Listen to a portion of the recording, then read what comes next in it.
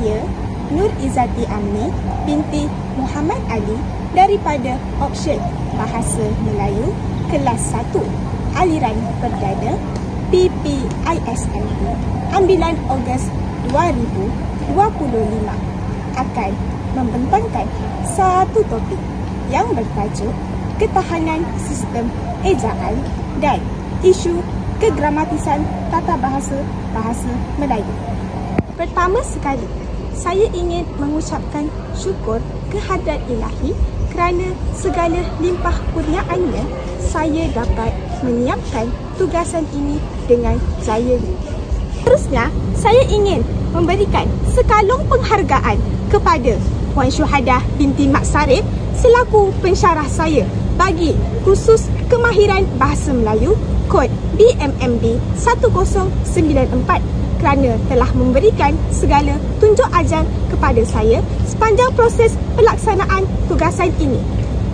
Selain itu, terima kasih juga kepada ibu bapa saya kerana telah memberikan sokongan dan dorongan yang tidak terhingga sepanjang proses pelaksanaan tugasan ini. Tak dilupakan juga kawan-kawan seperjuangan atas segala bantuan yang telah dicurahkan untuk melaksanakan tugasan ini. Baiklah, di dalam video perbentangan ini, saya akan menjelaskan dua tajuk utama, iaitu konsep sistem ejaan bahasa Melayu dan isu kegramatisan tata bahasa yang saya pilih, iaitu kesalahan sistem ejaan. Baiklah, seterusnya, mari sama-sama kita bincangkan berkenai topik yang pertama, iaitu sistem ejaan bahasa Melayu. Sistem ejaan bahasa Melayu mempunyai sejarahnya yang tersendiri serta mengalami pelbagai perubahan besar, iaitu daripada sistem Jawi kepada sistem ejaan rumit. Dalam konteks bahasa Melayu, sistem ejaan bertujuan bagi menyeragamkan cara penulisan dan bacaan kata supaya dapat dipahami oleh setiap penutur bahasa ini, sama ada di Malaysia, Brunei, Singapura maupun di Indonesia. Sistem ejaan ini mempunyai 3 tujuan utama. Yang pertama, bagi menyeragamkan bentuk penulisan dan bacaan kata. Yang kedua, bagi mengelakkan kekeliruan dalam penulisan dan bacaan. Dan yang ketiga, bagi memudahkan cara penyebaran dan penerbitan ilmiah. Seterusnya, mari kita sama-sama mengenali ciri-ciri utama sistem ejaan. Ciri yang pertama ialah penggunaan abjad bahasa Melayu.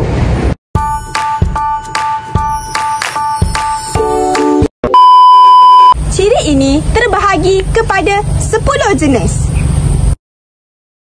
Yang pertama, abjad. Bahasa Melayu mempunyai 26 abjad. Contohnya apa? Contohnya A, B, C, D, E, F, G, H, I, J, K, L, M, N, O, P, Q, R, S, T, U, V, W, X, Y, dan baiklah, yang kedua ialah huruf vokal. Dalam bahasa Melayu, huruf vokal hanya mempunyai 5 sahaja, iaitu A, E, I, O, U. Dan yang ketiga ialah huruf konsonan. Huruf konsonan pula ialah huruf selain daripada A, E, I, O, U. Yang keempat ialah vokal gandengan. Vokal gandengan ialah deretan 2 huruf vokal yang membentuk satu suku kata yang berbeza. Dalam erti kata lain, vokal gandengan dilafazkan mengikut bunyi yang terdesak. Sebagai contohnya, huruf U dan I dalam perkataan pun. Yang kelima ialah diftong atau lebih dikenali sebagai vokal rangkap, iaitu gabungan 2 huruf dalam satu bunyi yang serentak. Ciri ini terhasil daripada peluncuran satu suku kata. Ciri-ciri ini mempunyai 3 jenis, iaitu I, Au dan Oi. Yang keenam ialah diaphragm, iaitu dua huruf konsonan yang disusun secara berturut-turut dalam satu perkataan bagi mewakili atau melambangkan satu bunyi konsonan. Sebagai contohnya, huruf N dan G yang berbunyi sebagai eng dalam perkataan angin. Yang ketujuh ialah deretan konsonan, iaitu dua huruf konsonan yang disusun secara berurutan dalam satu perkataan, tetapi dalam suku kata yang berbeza. Sebagai contoh, huruf K dan P dalam kataan waktu. Yang ke-8 ialah gugusan konsonan. Gugusan konsonan ialah hampir serupa dengan deretan konsonan. Cuma perbezaannya ialah berada dalam satu suku kata yang sama, seperti huruf P dan R yang berbunyi per dalam perkataan promosi. Yang ke-9 ialah suku kata. Suku kata ialah pemenggalan kata berasaskan keberadaan huruf vokal. Sebagai contoh, perkataan buku yang mempunyai dua suku kata. Suku kata yang pertama ialah bu dan suku kata yang kedua ialah ku. Dan yang terakhir iaitu persukuan. Setiap perkataan mempunyai suku kata dan setiap suku kata lazimnya ditandai oleh satu vokal. Vokal tersebut didahului atau diikuti oleh konsonan. Terdapat 4 cara persukuan. Yang pertama, persukuan pola utama suku kata. Yang kedua, persukuan pola kata pinjaman. Yang ketiga, penyukuan pemisah suku kata. Dan yang terakhir, penyukuan dalam imbuhan. Banyak kan? Tetapi itu baru satu daripada 5 ciri-ciri sistem ejaan.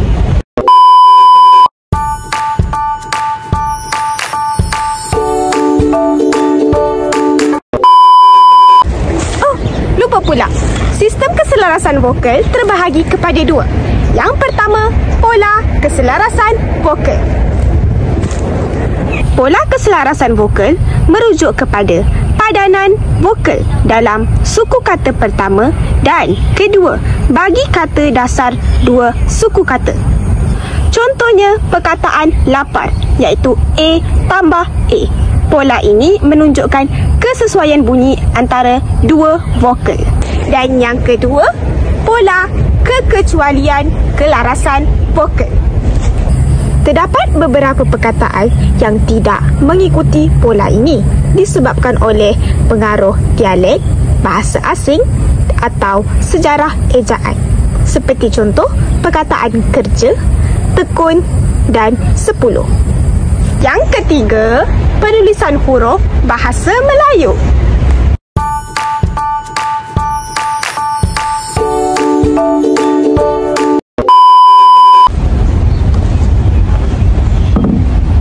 Baiklah, seterusnya penulisan huruf bahasa Melayu. Ciri ini juga turut terbahagi kepada 2, iaitu penggunaan huruf besar dan penggunaan huruf condong. Penggunaan huruf besar kebiasaannya digunakan pada permulaan ayat, kata nama khas, gelaran, bangsa dan bulan. Sebagai contoh ayat ini, Ali pergi ke Kuala Lumpur. Perkataan Ali dan Kuala Lumpur perlu menggunakan huruf besar pada huruf pertama perkataan tersebut kerana Ali dan Kuala Lumpur merupakan kata nama khas. Bagaimana pula dengan huruf condong? Baiklah, huruf condong digunakan bagi menulis nama tajuk, majalah atau lagu. Sebagai contoh, Tirani karya Beb Sabaria. Perkataan tirani perlu menggunakan huruf condong kerana merupakan tajuk bagi buku.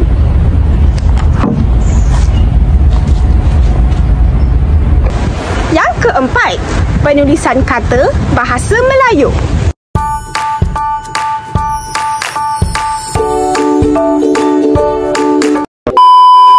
Terbahagi kepada 7. Yang pertama, kata dasar, iaitu kata yang tidak mempunyai imbuhan seperti baca. Yang kedua, kata terbitan, iaitu kata yang mempunyai imbuhan seperti membaca. Yang ketiga, kata ganda, iaitu pengulangan kata dasar bagi menunjukkan banyak atau penegasan seperti rumah-rumah. Yang keempat, kata majmuk, iaitu gabungan dua kata dasar bagi membentuk satu perkataan baru yang berlainan maksud seperti antara bangsa. Yang kelima, bentuk terikat lain. Unsur ini tidak boleh berdiri dengan sendiri, tetapi apabila bergabung dengan satu perkataan dapat membawa makna. Sebagai contoh, anti. Yang keenam, kata sendinama, iaitu menunjukkan hubungan prasarnama dan unsur lain seperti daripada dan di. Dan yang terakhir, angka dan lambang bilangan. Contoh bagi angka ialah 1, 2, 3 dan juga nombor Roman. Dan contoh bagi lambang bilangan ialah perkataan 400. Akhir, penggunaan tanda baca.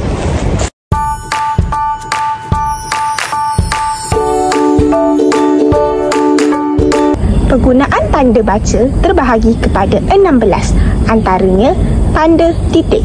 Tanda titik digunakan pada akhir ayat penyata. Contohnya, Ali dan Abu pergi ke pasar.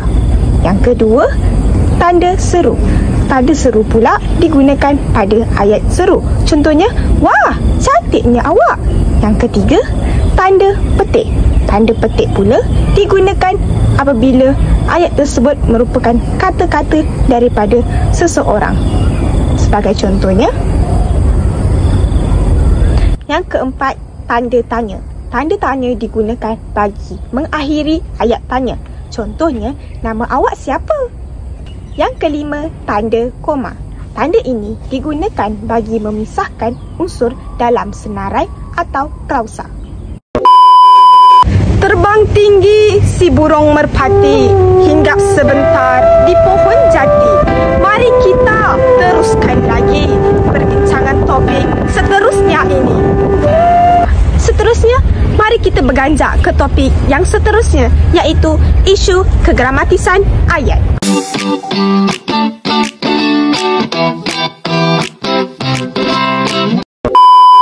Bahasa Melayu merupakan bahasa jiwa bangsa. Bahasa ini merupakan wadah utama bagi menyatu padukan masyarakat yang berbilang kaum di negara kita. Berpandukan era digital ini, bahasa Melayu kian terhakis dari aspek keindahan dan kegramatisan ayat, terutamanya melalui kesalahan ejaan di dalam media sosial, mesej pendek dan juga penulisan formal.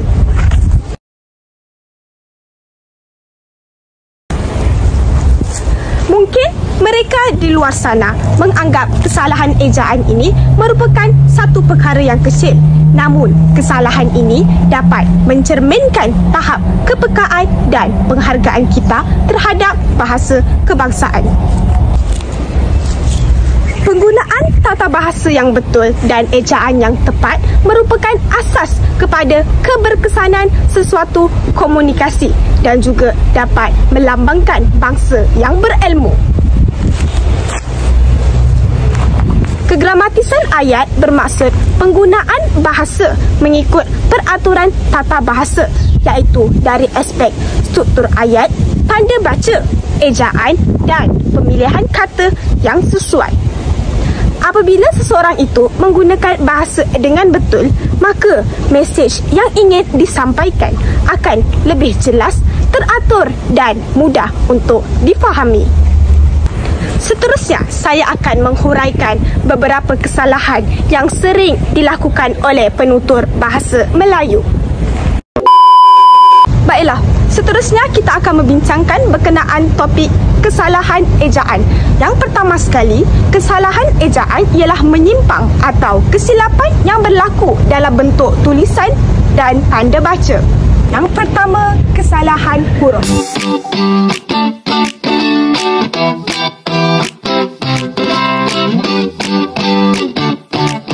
kesalahan huruf melibatkan kesalahan ketika menggunakan huruf besar dan huruf kecil di dalam sesuatu ayat. Contohnya, sila ambil perhatian. Lipstik tidak dibenarkan mengesat atau menconteng dinding surau.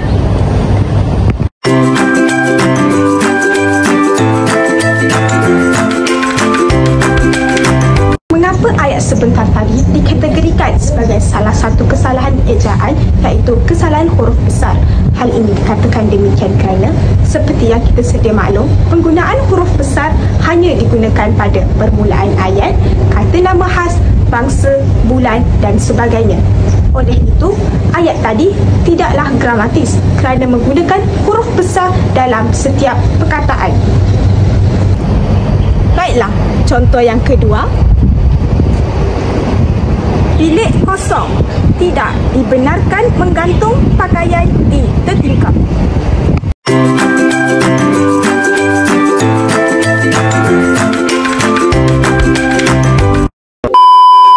Bagaimana pula dengan contoh yang kedua? Perkataan tidak ialah kata nafi. Seperti yang sedia maklum, kata nafi tidak tersenarai dalam penggunaan huruf besar. Jadi, penggunaan huruf besar pada ayat tersebut tidaklah sesuai untuk digunakan. Jadi, ayat yang betulnya ialah bilik kosong, tidak. Huruf T pada perkataan tidak mestilah dieja menggunakan huruf kecil. Dibenarkan menggantung pakaian di tertingkap. Kesalahan tanda sempang.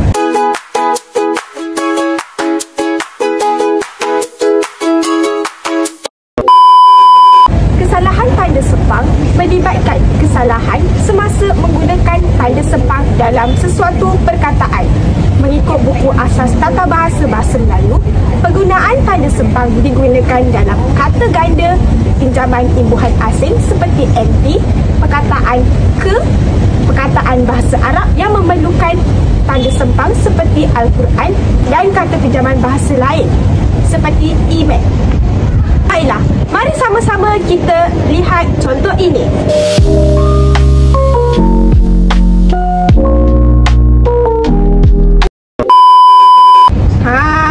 Cuba teka kesalahan apa yang terdapat pada gambar ini? Kata ganda. Ya, betul. Kesalahan yang terdapat pada gambar ini ialah kata ganda kerana kataan kanak-kanak dalam gambar tadi tidak menggunakan tanda sempang. Seperti yang kita sedia maklum, perkataan kata ganda perlulah diikuti dengan tanda sempang. Mari kita tengok contoh yang kedua.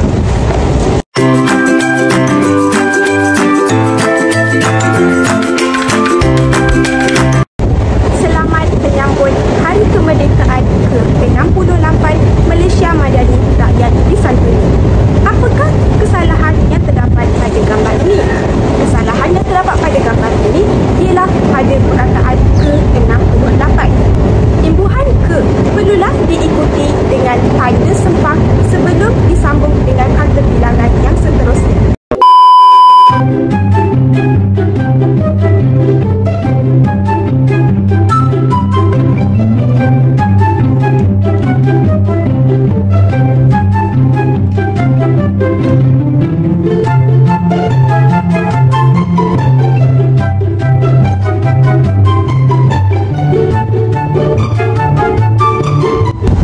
Izzati, buat apa tu?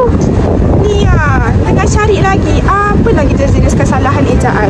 Dah jumpa pula.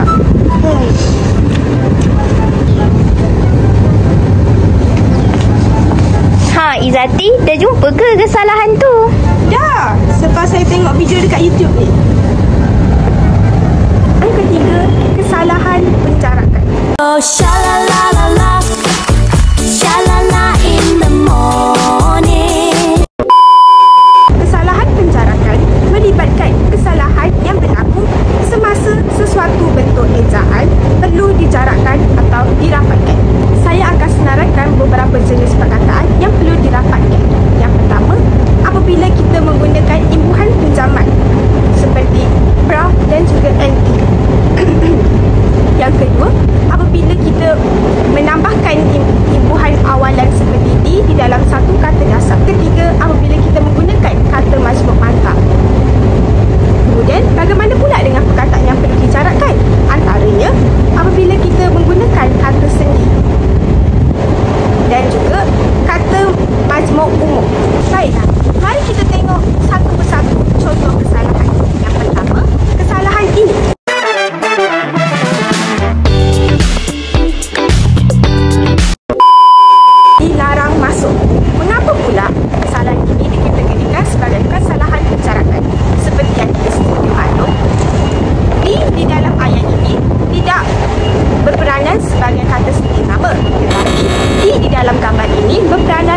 sebagai imbuhan di. Jadi, ejaan yang betulnya ialah dilarang rapat masuk. Dan contoh yang kedua.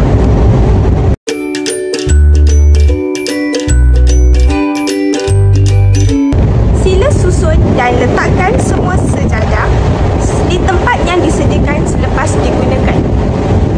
Perkataan diletakkan ditulis dengan cara salah kerana letak dan kan dijarakkan. Cara yang betulnya ialah dengan merapatkan kata dasar letak dan imbuhan kan. Jadi cara tulis yang sebenarnya ialah letakkan. Contoh yang ketiga, beg telekung tidak dibenarkan tinggal di surau.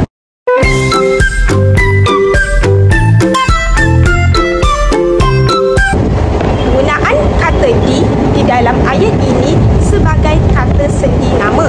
Jadi, perkataan di dan surau perlulah dijarakkan. Seterusnya, di sini pendidik bermula.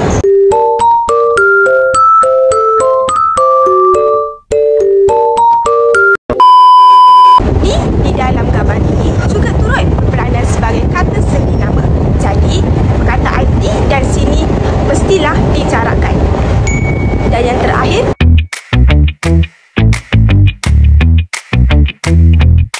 susun atur.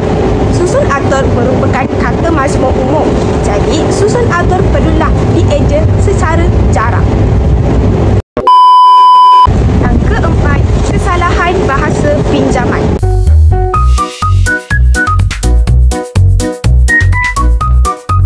Kesalahan bahasa pinjaman melibatkan kesalahan yang berlaku semasa menggunakan bahasa pinjaman yang disesuaikan berdasarkan bahasa Melayu, sama ada dari segi pengekalan huruf asal, penukaran huruf pangkal atau gabungan konsonan. Mari kita lihat contoh ini.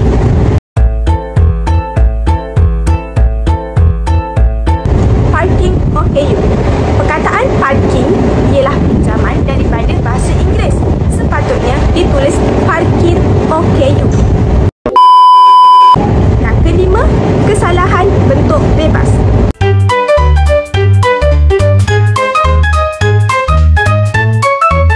Kesalahan bentuk melibatkan kesalahan yang berlaku semasa menggunakan ejaan yang memerlukan rujukan khusus seperti kamus kerana ejaannya tidak selaras dan tiada ketetapan seperti perkataan ini.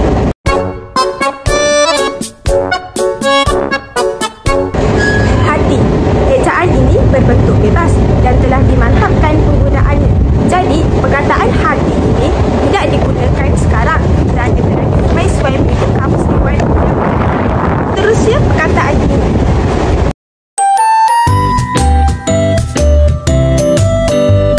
Ejaan tahu ini ialah salah. Mengikut kamus dewan, ejaan tahu yang sebenar ialah T-A-U-H-U. Tahu. Dan ini. Ejaan ini pun ialah salah. Ejaan sebenar Kway Teow ialah K-U-E-Y-T-E-O-W. Dan ini.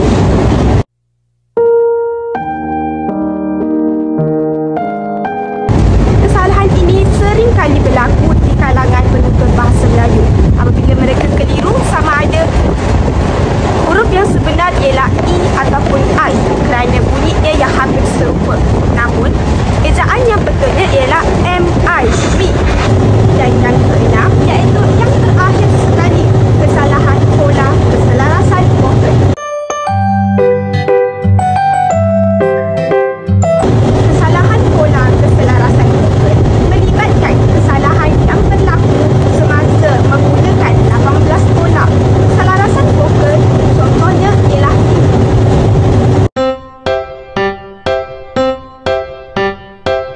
telur dadah. Ejaan telur yang sebetulnya ialah T-E-L-U-R. Di sini terdapat kekeliruan sama ada ini menggunakan huruf O ataupun huruf U. Namun, pola keselarasan vokal yang betulnya ialah I dan U. Oh, saya dah tahu dah jenis-jenis kesalahan ejaan. Senang je rupanya. Kesimpulannya, Keindahan bahasa itu terletak pada ejaannya yang tersendiri. Kesalahan ejaan mungkin kelihatan kecil, namun implikasinya amat besar terhadap martabat bahasa dan imej negara. Berpandukan zaman era digital ini, kita perlulah menjadi pengguna yang bertanggungjawab dengan cara menulis dengan teliti, menyemak dengan berhati-hati dan menghormati bahasa sendiri. Sebelum saya melaburkan tirai, marilah sama-sama kita berpegang pada satu pesanan Keramat yang mengatakan bahawa bahasa menunjukkan bangsa. Jika kita ingin bangsa kita dihormati, maka peliharalah bahasanya. Kalau ada sumur di ladang, Boleh saya menumpang mandi? kalau ada umur yang panjang. Boleh kita berjumpa lagi? Sekian, wabillahi taufiq wal hidayah. Wassalamualaikum warahmatullahi wabarakatuh.